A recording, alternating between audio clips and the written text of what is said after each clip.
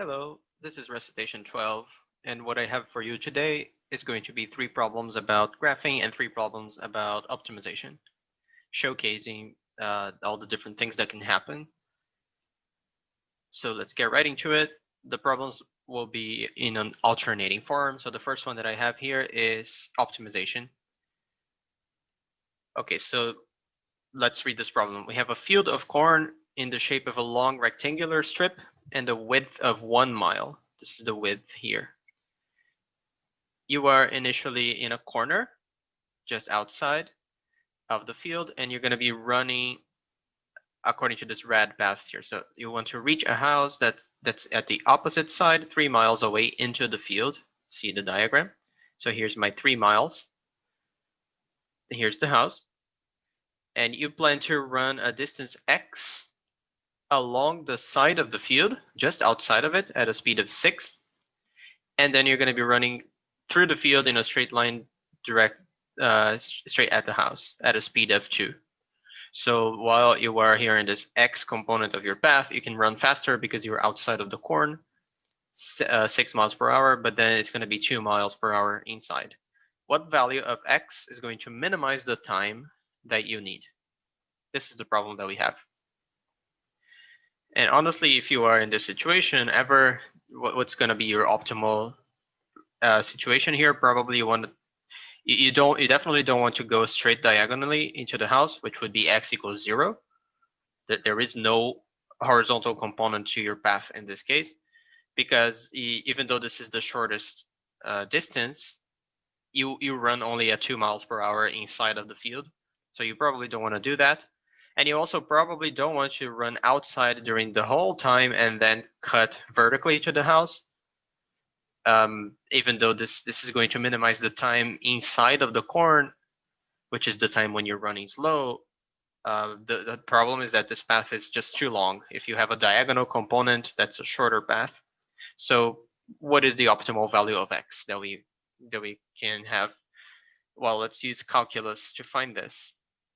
So first of all, let's find a function that we want to optimize here. Remember, it was the time function. So remember this formula when you are running with a constant velocity. Velocity is always displacement over time, and we can solve for time here as displacement over velocity. So what is going to be the time that you need to run this rad path? For the horizontal component, that's very easy. The time function, let's call that maybe big T as a function of x. So in the horizontal component, the distance is x, and the problem told us the velocity is 6. This is going to be in miles per hour, so the time is in hours here. This is the time for the horizontal component. For the vertical component, we're going to need the Pythagorean theorem in order to discover how much this diagonal, what is the measure of this diagonal. So let's do that very quickly here. This is the triangle that we have there. We know this width of the field is 1 mile. How much is this horizontal component up here of this triangle? Well, the whole thing is 3 miles. And then we have just x here. So this part should be 3 minus x. So according to the Pythagorean theorem, this part right here will be something like x squared minus 6x plus 10 under square root. I'm just taking the square of 1 plus the square of 3 minus x under a square root. So that's Pythagorean theorem. This is the distance of this other component, of the diagonal component of the path. The speed was 2 as per the problem. So the time that you need there is going to be this one. Very good. We have the time function. Well, what we are going to consider to be the endpoints for x is going to be these two guys here, 0 and 3. 0, as we'd said before, corresponds to just running straight diagonally. 3 corresponds to running up to the house and then cutting vertically. Of course, you don't want to do any x larger than 3. That's really not going to be optimal for you. So this is why we're going to consider these to be the endpoints. So now we're just trying to find the minimum, looking for global minimum of t.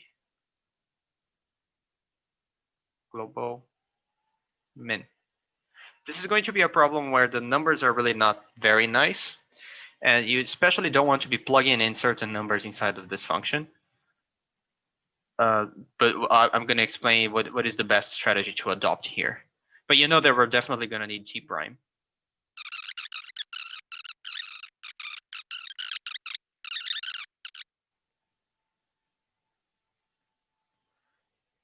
So when you look at this derivative, what you're going to be looking for is critical points. So this is going to be points where it does not exist or points where it is equal to 0.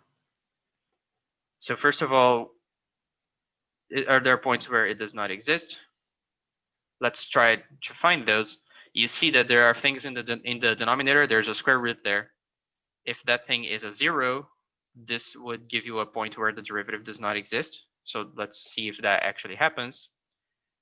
Well, instead of trying to factor this equation, just use the quadratic formula. You have the discriminant, the delta b squared minus 4ac is a negative number in this case, and the first coefficient of this parabola is positive. So if you try to graph this parabola, it would be a smile that never crosses the x-axis because it has a negative discriminant. So in other words, there are no solutions to where this square root is equal to 0. But there could be places where the derivative is 0. In fact, that will be. So let's see how do we deal with that. So we're going to take this derivative expression and set it equal to 0. I'm going to already move the 1/6 to the other side. Like this. Maybe I'm going to divide by 2 as well in the denominators. Like this. And cross multiply. 3x minus 9 equals minus the square root. Now what I'm going to do is raise both sides to a square to get rid of the square root. So you have 9x squared minus 3 times 9 times 2 is 54 plus 81 equals, the minus sign is irrelevant here when you're taking a square. And group together the similar terms of x. You have minus 48x plus 71 equals 0. What are the solutions that you find from here? Once again, this is going to take a quadratic formula. It's not easy to see how to factor this. This time it will work.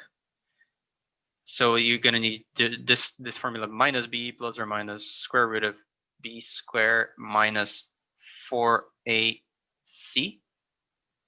over 2 times a. As it turns out, this is going to simplify a lot. The square root is almost something that you can compute. Yes, 12 plus or minus root 2 over 4. These are the two potential solutions to the equation. I say potential because they had square roots in them. So we don't know for sure that both of these solutions are actually solutions to the original. Probably one of them will make this expression under the square root actually negative, which means it's not a solution. But this is not important for us. Those are only candidates for being critical points. And in fact, only one of these points is going to be relevant for us anyway. Let me remind you, every time you find critical points, you need to remember that you're always talking about a function that came with a domain already. We are only talking about points between 0 and 3. And one of these points that we found is actually larger than 3. The 12 over 4 already gives you a 3. So if you add something more to it, that's going to be larger than 3. So we're not even going to consider one of these guys. We're just going to say that x equals 12 minus root 2 over 4 is a critical point. And in fact, if you go back and plug it into here, you check that you see that this is actually a solution to this equation. We don't have to do that here though, because remember, this is all about candidates. So here's now the procedure that you should, that is one possibility to find which one of the points that we have is going to give you the minimal value for the function t. Basically, you have to analyze the values of the function at each one of these points.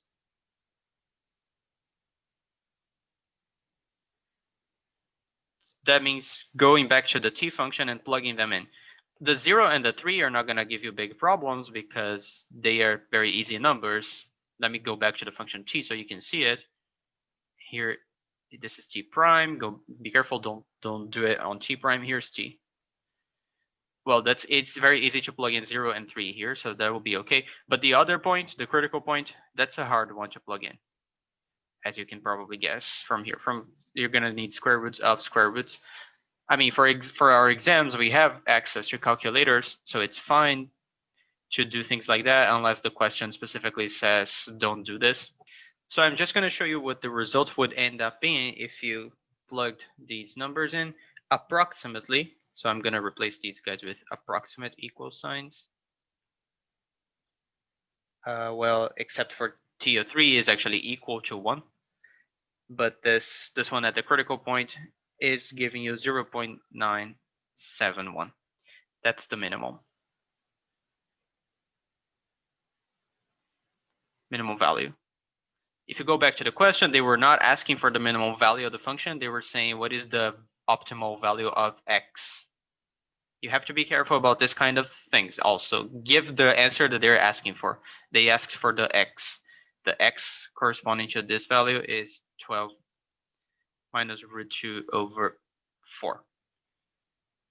Okay, but what if you don't want to actually plug in such ugly numbers in a calculator to find out which one of these candidates was the smallest? What is the other ways that you can find to justify that the answer is, as usually is the case, the answer happened exactly at the critical point and not at the extreme point? What you have to do is somehow justify why the function is actually going down between 0 and 3. What I mean is the values at 0, let's say we're drawing the graph of the function, the values at 0 and 3, whatever they were, actually it's larger at 0, so let me do it this way. You have to somehow justify why the function is in fact shaped down like this, so that the point that you found, if you know that it is a local minimum, for example, then you should be okay to justify the fact that it is a global minimum as well. So in this case, by looking at the derivative function, let me go back to the derivative. This is the function that is 0 at that critical point that we found. You should also be able to justify that it's negative before that point. For example, if you plug in x equals 0 here, you're going to find a negative number because of the 0 minus 3. But it is positive after that number. For example, when you plug in x equals 3, then this part becomes a 0, and you have only 1 over 6, which is positive. So by looking at this function this way, you are verifying that the function is decreasing before that critical point and then increasing after it. So it must be the case that that point was actually the global minimum.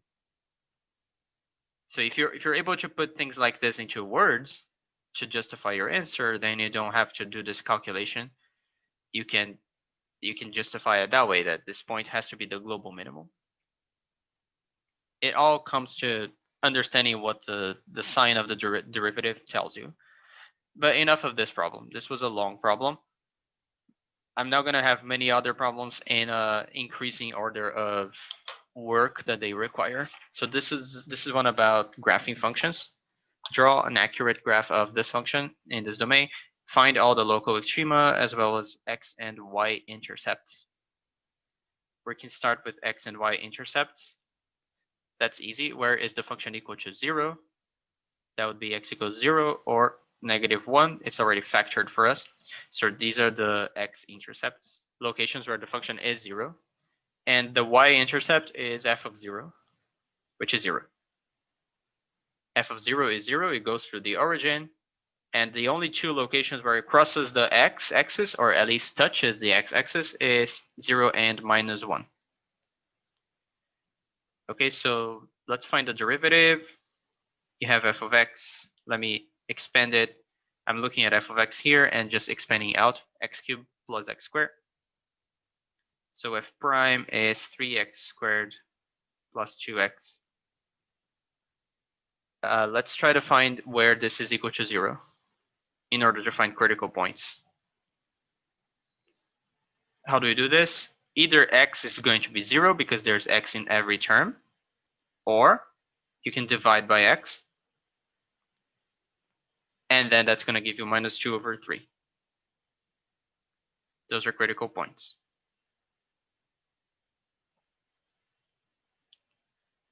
Zero and minus 2 over 3. Second derivative, in order to understand concavity and inflection, all of that, look at the derivative and take one other derivative, 6x plus 2. Where is that 0? That's going to be x equals minus 1 over 3, minus 2 over 6, which is minus 1 over 3. So just keep in mind, usually not usually, but normally we don't have a meaning for the points where the second derivative is 0. The reason why we look for them is that this helps you understand where the second derivative is positive or negative. In this case, before the number minus 1/3 and after the sign of f double prime has got to be like this. I'm simply looking at the expression for f double prime and plugging in specific numbers before and after minus 1/3. So for example, at 0, it gives you a positive number, and certainly negative before minus 1/3. So we know that the function f must have negative concavity and then positive concavity in these regions. A similar analysis like this, we should have done it for the derivative itself. Let's do that. The two locations where the derivative changes potentially are minus 2/3 and 0. So draw a little diagram like this for f prime. Okay, so look at f prime. Here it is. Plug in certain points before and after minus 2/3 and 0 to see what's happening to this function. Before minus 2/3, think of an x that is very, very negative. Well, the x squared term is positive. That's the one that dominates there. So this is giving you a positive number. Now, what is happening, let's say, at the number minus 1/3? Probably the easiest way to analyze this function is that it actually factors as x times 3x plus 2. So for example, at minus 1/3, this one is positive and this one's negative. So the product will be negative, like this. And then after 0, well, then this expression is certainly positive if you plug in positive numbers. This is just a way to analyze f prime. You might also have just realized this is a parabola with a positive x squared coefficient. So it is a parabola that has to be like positive, then negative, then positive between the two roots, just like we just found. What does this mean for the graph of f? It means that here it is increasing, and then here's decreasing, and here is increasing again. So yeah, with this, we should have enough information. One other thing that's good to find is the actual values of the function at all the points that you found. 0, minus 1/3, and minus 2/3. These they can be called, by the way, transition points. These guys. The one for f double prime here is an inflection point in this case because the concavity is changing between here and here. The other ones are called critical points, locations where f prime is 0. But in general, you can call them transition points. And knowing the value of the function at those points is going to help you draw a more accurate graph.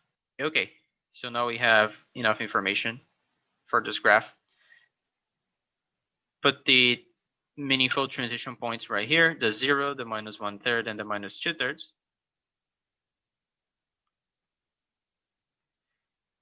Put the correct points above them, the value of the function at each one of those points. This is 4 over 27, 2 over 27. Graph is not to scale, it doesn't have to be. Remember that we also found the y-intercept to be exactly here, and there were two x-intercepts right there and also at -1.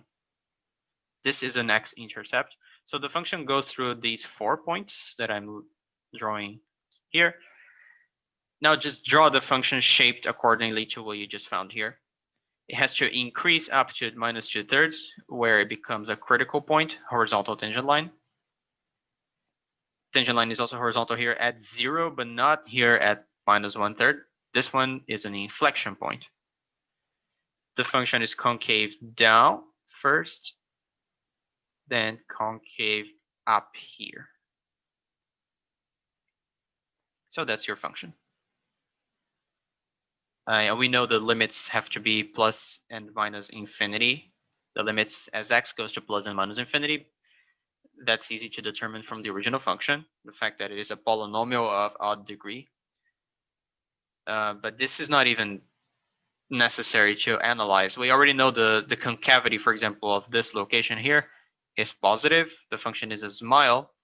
So it would actually be impossible for it to be approaching a horizontal asymptote, for example, a behavior like this. Because this requires it being concave down, which we know is not the case. So I'm just saying you don't always have to analyze all the limits in order to understand exactly how to draw the shape of the graph. But this is as accurate as we can get for this function. Let's move on to another optimization problem. You see that I had to do some editing of it to make it easier. The problem is what point on this line y equals 4 minus 2x is closest to the origin? 0, 0. I have here the origin and the line. Some point here, probably with positive x and y coordinates, according to the drawing, is going to be the closest point to the origin. We want to find that. And there is a suggestion. This is an important suggestion to keep in mind for problems involving distance. To make your life easier, instead of minimizing the distance function, try to minimize the distance squared. Why do I say that? So let's write down the function that we are interested in. It's a function of two variables initially, x and y. The function is distance to the origin. And according to the Pythagorean theorem, this is how you compute the distance between a point and the origin. That's really not that hard to understand, right? If you have a point anywhere on the plane with coordinates x and y, and you're talking about this distance from the origin, that is just a measure of this hypotenuse on this right triangle where the height is y and the width is x. So this is where the distance formula comes from. What the problem is suggesting is that we should instead consider minimizing, instead of this f function, let's call it g of xy equals the square of that. Why is that? Okay, well, on the one hand, this is a simpler function to minimize. There is no square root. But on the other hand, if you find the minimal value for this function, wherever it happens, it has to be the same for f. The value itself will not be the same. Like let's say the minimum distance turns out to be 3. I don't know, but guessing maybe it's 3. Let's say that's the case. Well, then the minimum that you're going to find for g will be 9, the square of 3, because g is the square of f. However, we're not actually interested in that distance. We just want to know where it happens, and where it happens is going to be the same between the two functions. In other words, if the distance is minimum, then the distance square is also minimum. So that's why when you're talking about problems involving distance, usually you want to find the minimal distance square, although it would be the same if you did it for f. But we're going to do it for g. Okay, so this is the objective function, the g function. Remember that you're also going to have a constraint between the two variables in order to be able to rewrite this as a function of one variable only. The constraint is right here. The points are on the line y equals 4 minus 2x. I'm going to write constraint y equals 4 minus 2x. If you plug in that into the function g and rewrite it as a function of just one variable, which I'm going to name g of x, that's going to be x squared plus 4 minus 2x squared. This is the function. If you think about domain, what are the possible values of x on the red line? So there are several ways to answer this question. I'm gonna say that there is no restriction on x. The line extends infinitely on both ends and covering all possible values of x that you can imagine. So we're gonna say the domain is from minus infinity to infinity. But you might also have said, for example, just by looking at the drawing, we can see that it must happen at a positive value of x and also smaller than whatever this x-intercept here is. You could say that these 2 points give you a reasonable domain for x. As long as you're able to justify that's also correct. But let's do it this way. No endpoints to consider. That means if you're looking for for extreme points of this function, they must happen at the critical points. So we have here one critical point for this function. Just from knowing that this is a critical point, we don't know anything about this yet. We don't know this is actually going to be the location where g has a minimum value. We don't even know if it is a minimum or maximum, for example. And once again, there are several approaches here to justify how you know this is going to be the minimum, the location where the minimum value happens.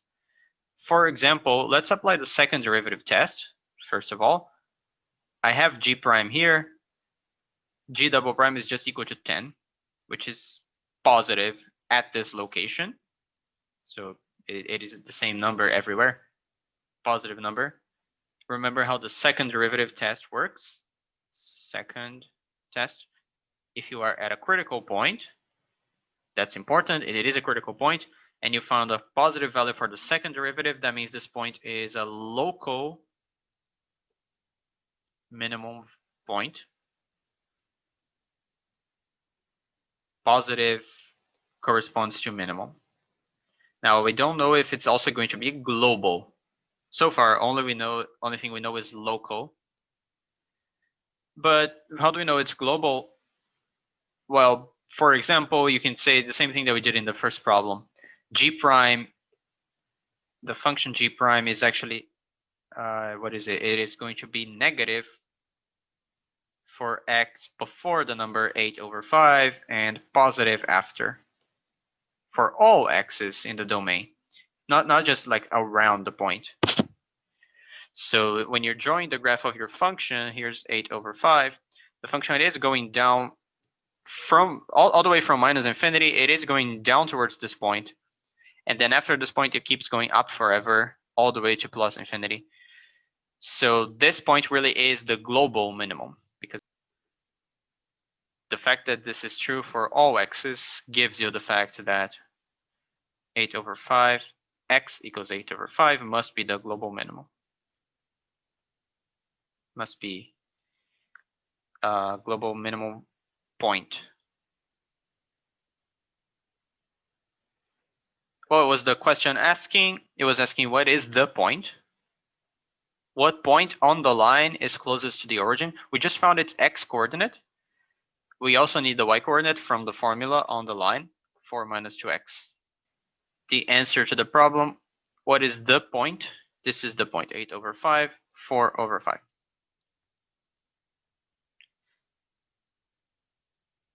Moving on.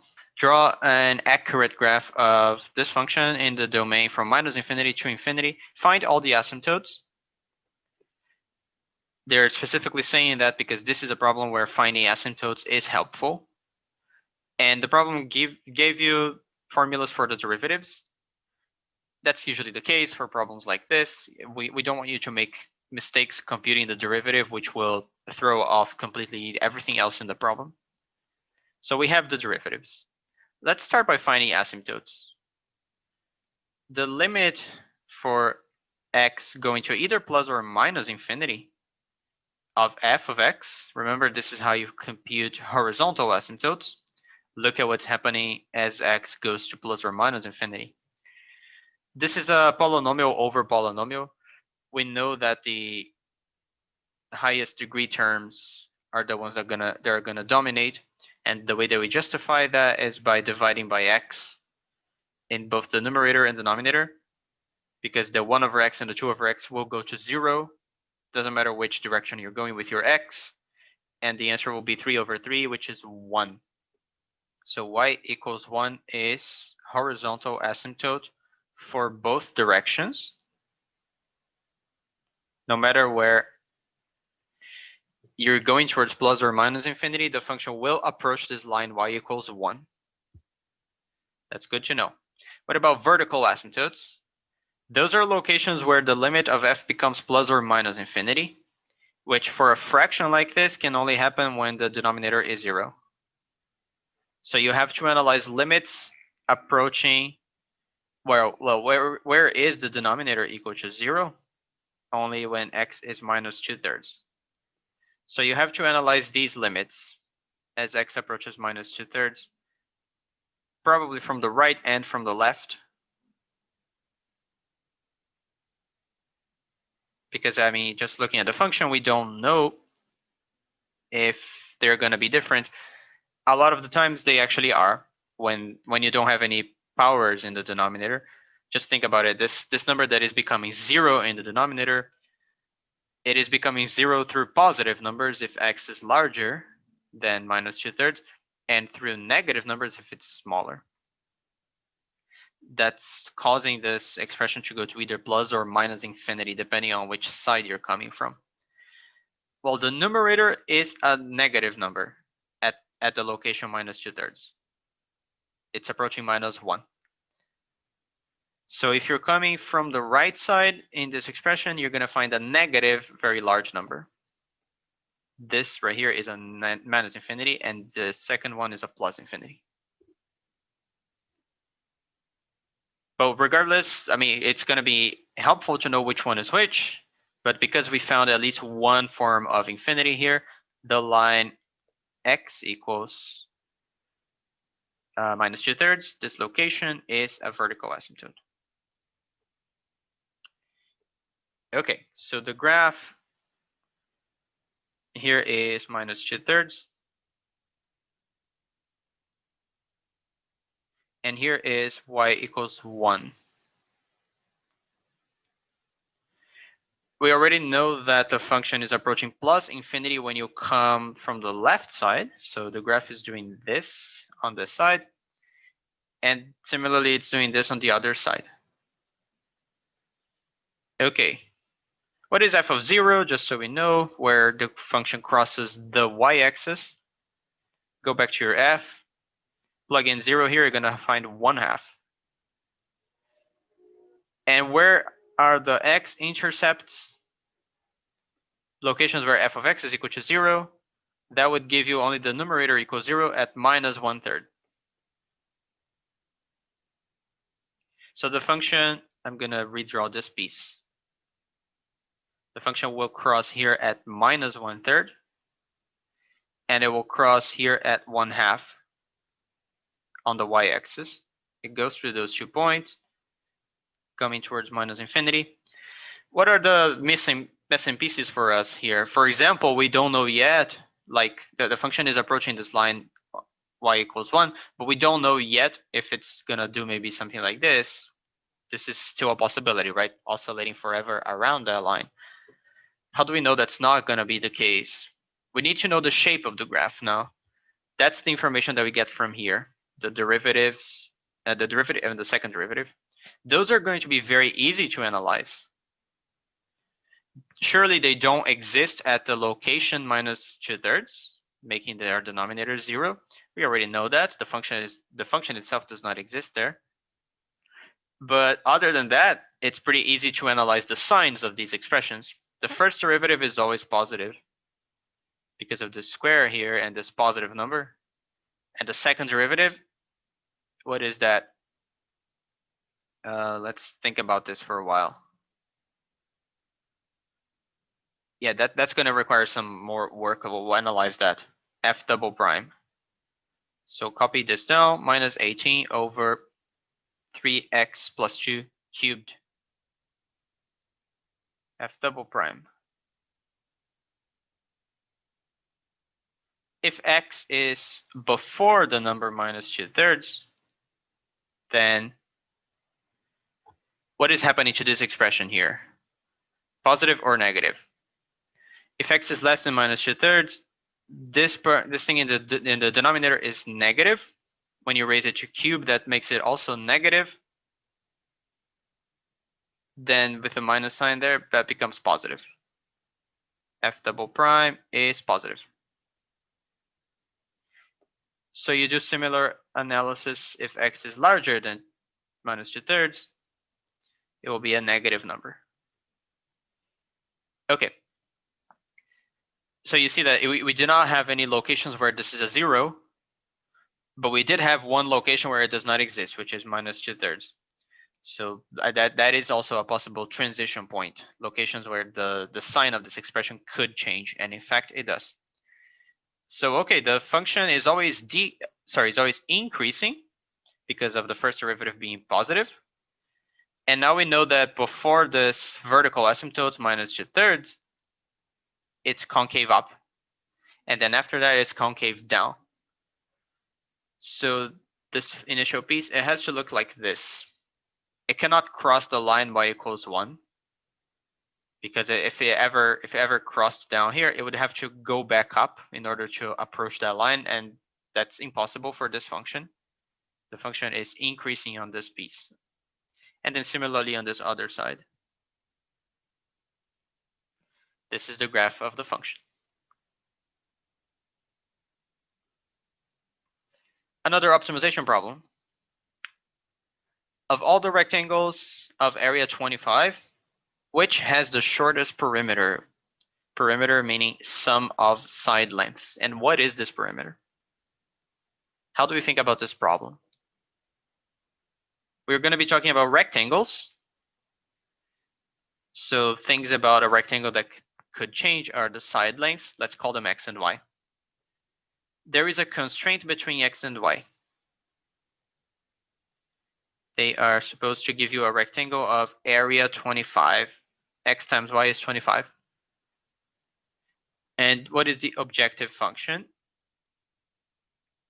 Let's call it f.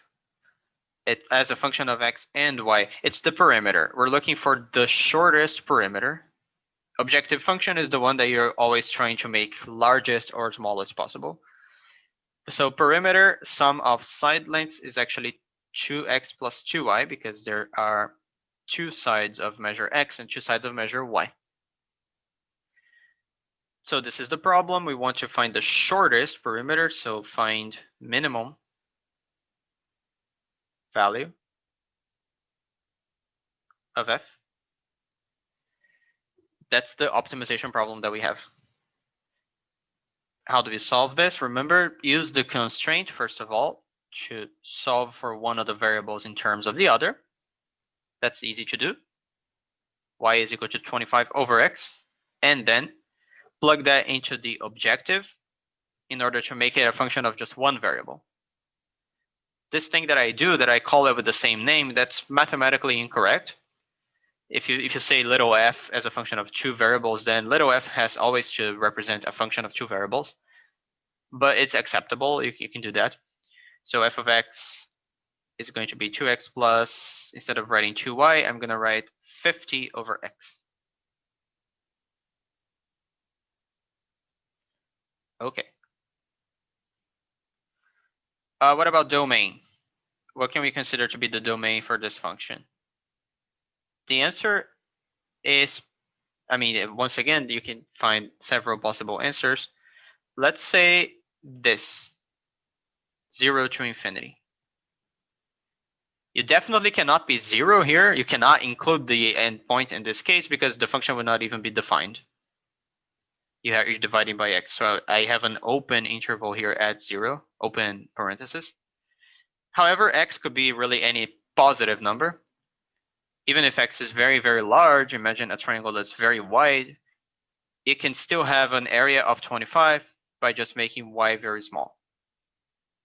So a rectangle like that would still have potentially an area of 25. So x could be any number up to infinity, but you never include infinity in your interval. You never close the bracket here. Don't do that with infinity. Infinity is not a number. So we're looking for the minimum value of this function on this interval. There are no endpoints to analyze, to plug in. So we know that if that happens, it's going to happen at a critical point. Let's see how to find those critical points. So I just took a derivative by using the power rule. Where does that not exist? Only x equals 0 because you're dividing by 0, but that's okay because you're not even including 0 in your domain, so don't worry about that. But where does it equal 0? That's an easy one to solve. X squared equals 25. X must be only plus 5. You don't include minus 5 because, once again, x is positive. This is a critical point. Can we justify that this is going to be a global minimum? So I'm going to justify this here. How do we know this is a global minimum? How do we know that a minimum value for the perimeter must exist? You can justify that in words in this case. You can say, for example, I'm not going to write any of this on the screen because it takes some time, but you can say, if x is very small, this would be a very tall triangle, rectangle. It basically has no base, so in order to have an area of 25, you would have to have a very large height, and making this rectangle have a very large perimeter. On the other hand, if x is too large, this is the drawing that I had before. Once again, the perimeter has to be very large for the area to be 25.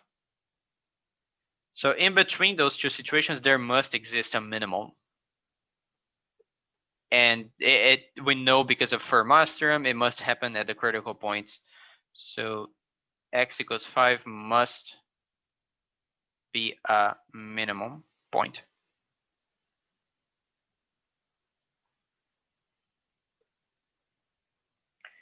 Okay, this does not answer the question yet. We're almost there. The question was asking for two things, actually. What is the rectangle? Which one has the shortest perimeter? So in other words, what are the lengths? And also, what is the perimeter? We just found the x value. What is the y value? Use the constraint to find it. X times y is 25, which means y is 5 as well. So this is actually a square, not a rectangle.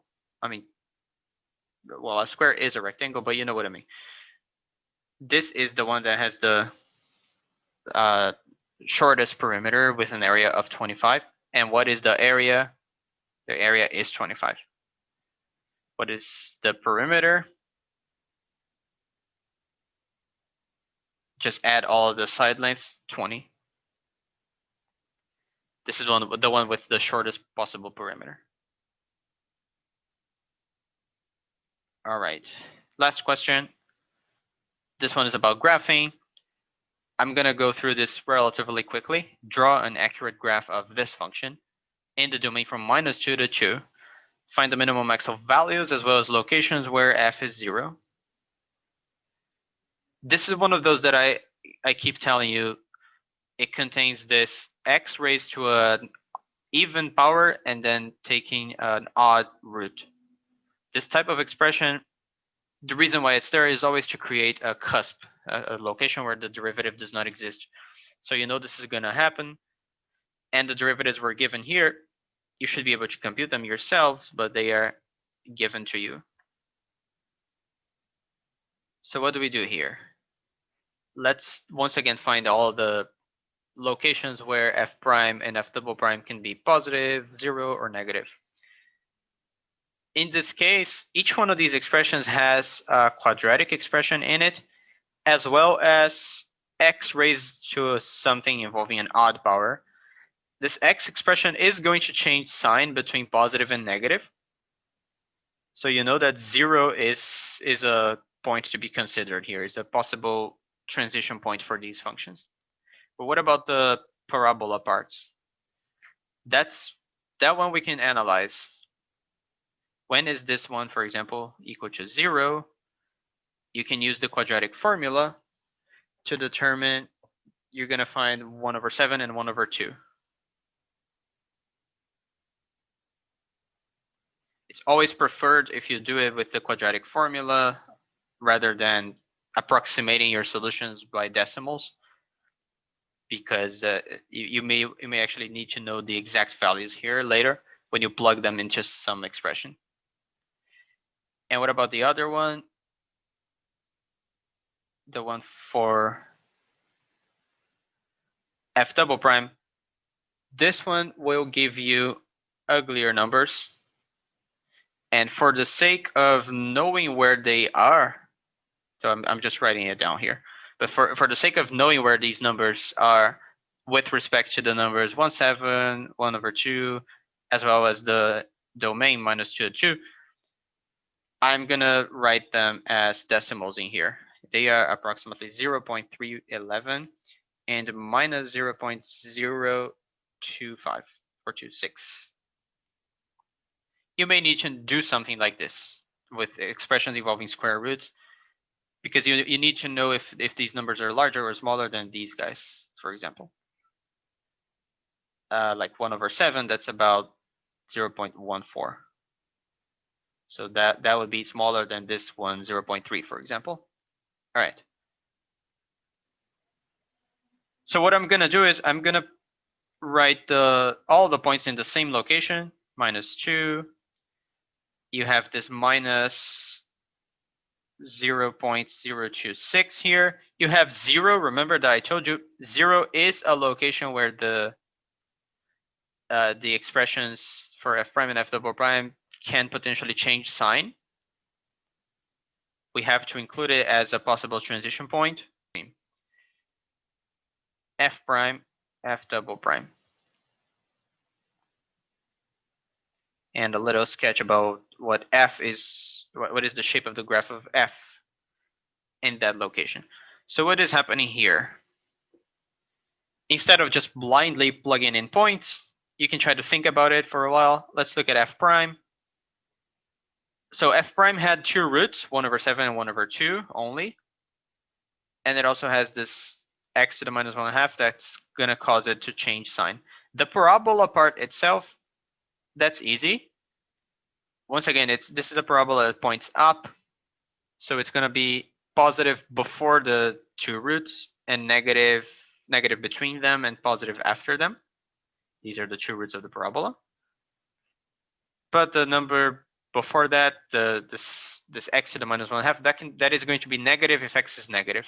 So that's going to cause a change in those signs.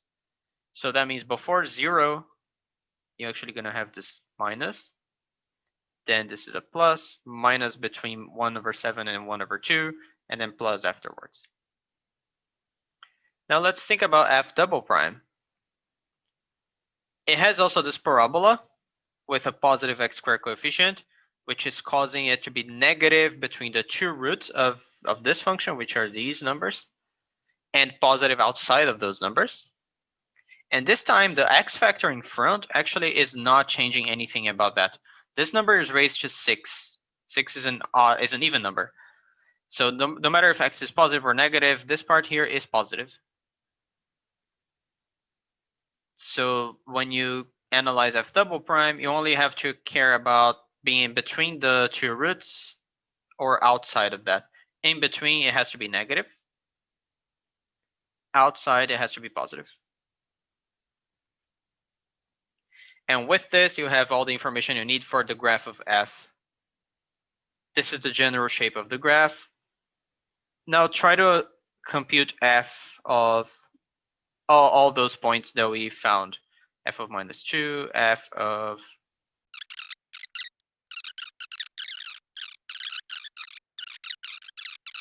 These are numbers that you can just plug in and see what they are. We don't actually need to know the exact values. These ones are important, of course, the ones that are equal to 0. So by the way, this was a thing that the question was asking. Find all the locations where f is equal to 0.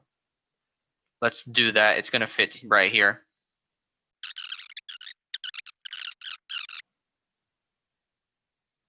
So with all this information, you can put it all together and finally draw the graph of f.